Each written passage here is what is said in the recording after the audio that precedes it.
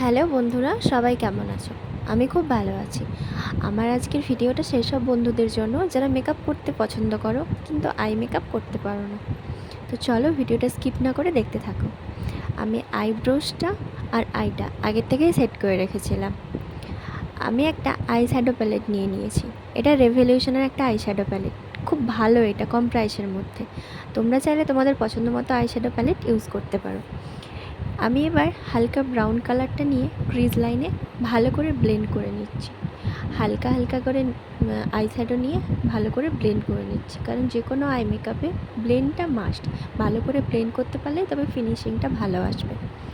দুটো আই ভালো করে ব্লেন্ড করে নিয়েছি। যেহেতু আমি আই মেকআপটা পিঙ্কের ওপরে করব, সেহেতু এবার হালকা পিঙ্ক কালারটা নিয়ে ভালো করে ব্লেন্ড করে নিচ্ছি।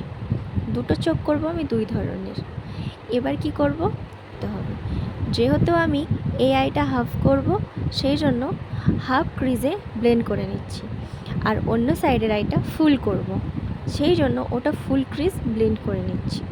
ভালো করে ব্লেন্ড করার পর আমি এই আইটাতে সিলভার কালারের একটা শিমার দিয়ে দিলাম।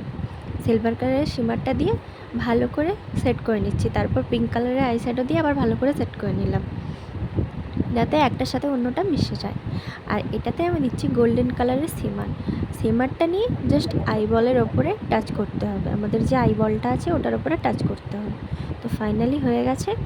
আমি কি করব, এবার একটু অল্প হাইলাইটার নিয়ে আইব্রো নিচে একটু আইলাইনার ওপরে নিলাম। খুব সিম্পল একটা আই মেকআপ। ভিডিওটা ভালো লাগলে লাইক কমেন্ট শেয়ার করে দিও। টাটা।